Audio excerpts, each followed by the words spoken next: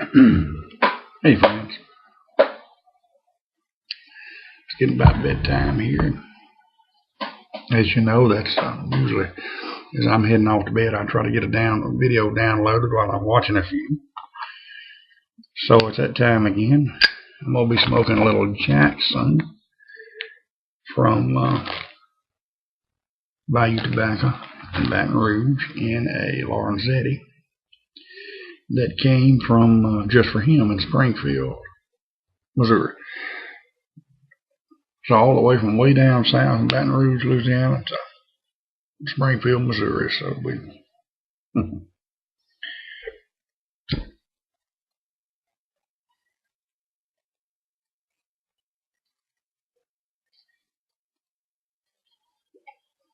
and it is some good stuff.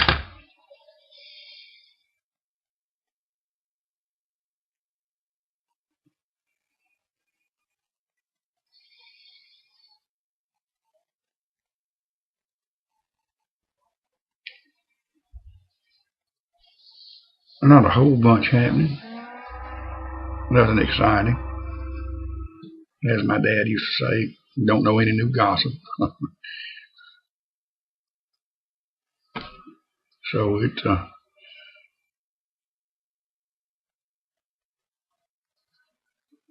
just have a little smoke and a chat, watching a little Frasier. Everybody's gone to bed except me. Even Tammy's laying over on her perch. She's dozing. She's not.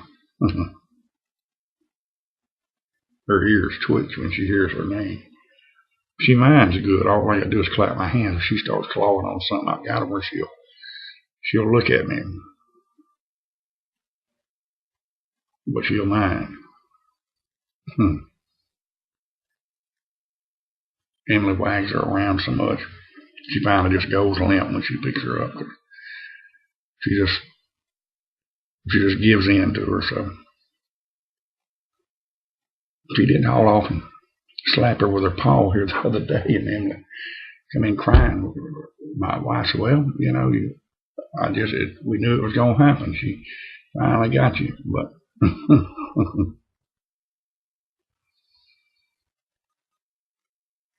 I was supposed to have watched. Emily's got on a kick of watching, of all things, Gilligan's Island. And there's tons of movies, full movies on YouTube, and Rescue from Gilligan's Island, or whatever they call it, is on here. She's wanting to see it, so but I messed around. She went to bed, and we forgot it, but we'll look into it. Actually, this weekend it'd be a good thing to watch one night. And it's not a school night. She doesn't have to get up as early. There's lots of movies. Of course, I've seen them several times, but I've watched over the weekend. Watched all three of the Walking Talls. They're all the original, not the one with the Rock in it. I didn't care much for that one, but the original from 73, 75, and 76, I think. 1 through 3 are all downloaded in their entirety. There's just a ton on YouTube, You can just spend. I very seldom. I watch a little Frasier.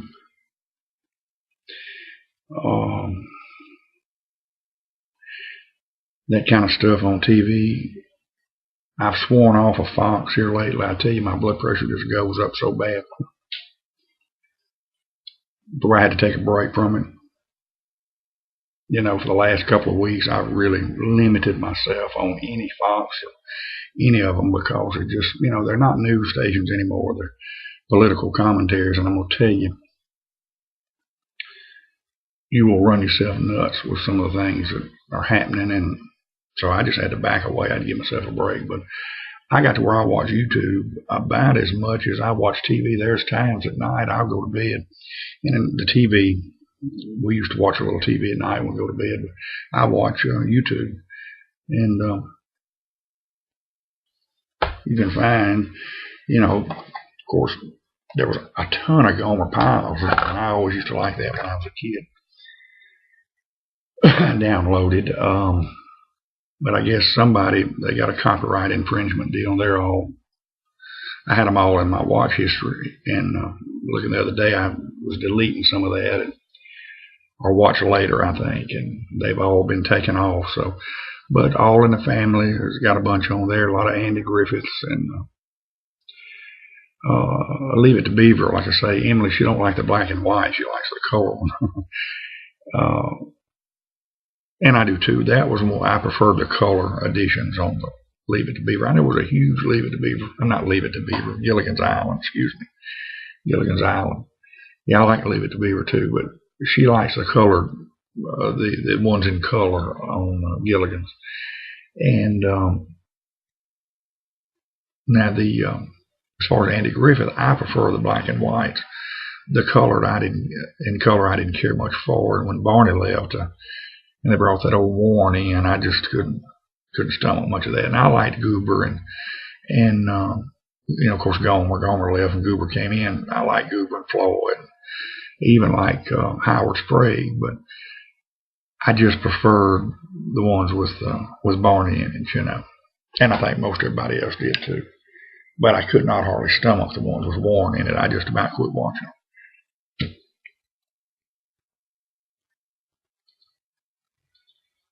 So as y'all have figured out in watching me over the months, I'm a fella that's nostalgic.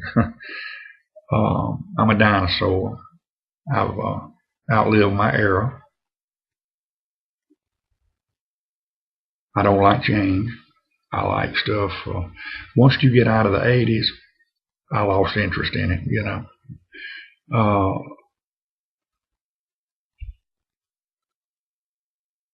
You got to get really from about 87 or 88 back to get any enjoyment. My wife gets on me. She likes it. You get in her car and it's on current, the new country, top 40. Of course, we both listen to classic rock, and I don't like this new rock, but I listen to classic rock from the 70s, 80s, some 60s, but mainly 70s and 80s. And as far as country music, we just recently lost our classic country station, went to the new country, and I cannot stomach that stuff. So I play CDs mostly in the truck, and I'm fixing to do satellite radio, but I cannot stomach this new country. I don't like anything past, well, like I say, 60s, 70s, and 80s on country music. And of course, really the early 80s. I mean, everybody has their era in their life that they think were the best times. And kind of when you come of age, when you become a teenager, 15, 16 years old, you get your driver's license, you're growing up. Those are some of the most wonderful years. And of course, mine, I started coming around 80, 81, 82, 83, got married in 83. So those were wonderful years. And the music from that era, both country and rock, is always near and dear. The Phil Collins, In the Air Tonight, that kind of song, and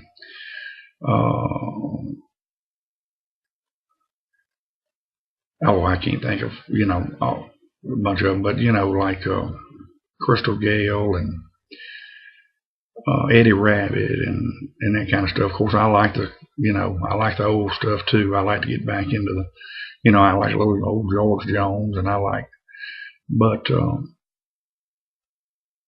I've always been partial to the late 70s, early 80s, and I guess that's because I kind of started coming into age about that time.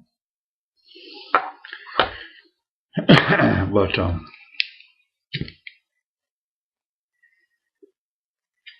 of course, I'll never forget going down the highway with my dad as a kid in the late 60s, when he was building those Stuckies. We'd go with him in the summer, and I'd get in the truck with him, pickup. He always had a pickup truck. He's mostly drove Chevrolets, especially since this episode. He has been a die-hard Chevy man, or GMC since then. But had a 69 Chevrolet. This must have been in about 70, 71. I was about 5 years old, and we were out in Arizona. Me and my mom and my little brother, who was a lap baby at that time. And, we were coming back. The job had finished, and he had a 69 Chevy pickup, and the back end was loaded down. He had a camper shell on it, and then he had a tool trailer hooked to it with tools and equipment and whatnot. And it was a tandem axle trailer, and that thing was heavy, unloaded. But he had extra brick, and of course all those Stuckeys were he had to buy that stuff because he was an independent contractor. So if they had extra stuff, he could use it on the next job and save him money because it was his anyway. I mean, he had to pay for it out of his money he had agreed upon to build a store. And so naturally he'd bring home what that thing was loaded. And we was coming back, and they wanted to go down. My aunt and uncle, my mom's sister and her husband were out there on the job with my dad. They were behind us in a little Pontiac GTO, and they all of them wanted to go down into old Tucson where they filmed the westerns. They kind of had a park down there. It may have been an amusement park, and anyway, you go down there, and it was one of these big tourist attractions too. So we're going down this mountain, and you get into the road wide off, and it said truck route to the left. Well, he said, you only think that's an 18-wheeler, and it is. So we go on the regular route, get down there, and got ready to go, and the parking attendant, he said, I don't know if you're going to be able to make it back up that mountain or not. He said, you should have took the truck route, did I said, yeah, I seen that, but it was too late. And he said, I thought it meant 18-wheeler. He said, well, with the load you got, he said, I don't know. He said, I tell you what I'm going to do. I'm going to stop traffic on this parking lot. It was a huge parking lot. He got a couple of the guards, and they stopped traffic. And Daddy we got all the way to the end of it, and he put that Chevrolet in the floor. And when we got to the bottom of that mountain and started up, as fast as he could get it going, it was like 75 miles an hour. And it was, because the parking lot just wasn't long enough to get it up any faster than that. Well, he was hitting 75 when he hit that thing. And it kept getting slower and slower. On this side, it was straight up. On this side, it was straight down with a little old bitty guardrail. Made a little bit in plastic. And what I was getting at with the music, I remember going and listening. He had an 08 track and all in trucks, and hearing Johnny Cash play and all that. And that's what got me off on this. But anyway, it slowed down to 55, then to 50, then to 40, then to 35, and it kept getting slower and slower and slower. And by the time we could see the end of it, about 100 yards away, and the truck had slowed down to the point you could walk and keep up beside it. You could just walk at a fast clip and keep up with that Chevrolet pickup. And it was knocking, man. It was clattering and knocking. I'll never forget that sound of that engine as long as I live. And my mother had my little brother in her lap. She scooped me up and got in the lap, and he in her lap. And I may never get my dad said, if this thing even coughs, bail out. I'm going to let it go. My aunt and uncle had stopped miles back. They just finally stopped. He said, if it even coughs, you grab them boys and bail out. I'm going to bail out. We're just going to let her go down the mountain. And it just kept on. And it'd knock a little more, and it would knock, and it started running hot. By the time we got about 20 yards from the top. And that old Chevrolet made it to the top of that mountain. It was labor knocking. You wouldn't believe. Just figured he'd burnt the engine up. The truck had about 2 years old. It had about 45, 50,000 miles, but he was on the road with it a lot. And got up there and had to put a quart of oil in it, refilled it with antifreeze, let it cool it off, cranked it up. He might have had to put 2 quarts in it, cranked it up, and come on to Monroe, Louisiana with it. And he drove that truck to nearly 200,000 miles. And like I say, he's been a Chevy man ever since. He had driven some Fords before that, but that sold him. And he swears by him. But that old truck, like I say, you could walk and keep up with it. Sure could. I'll never forget that. Well, we about killed another 15 minutes. My boat does start. Emily had accidentally bumped the kill switch on it.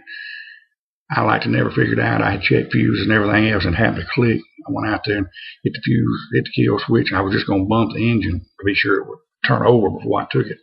And boom, it was trying to fire off. So I can get it out to the lake now. If it's cold natured, I got something to work with. All right, y'all, look, have a good one, and we'll try to catch you tomorrow. Y'all take care and God bless.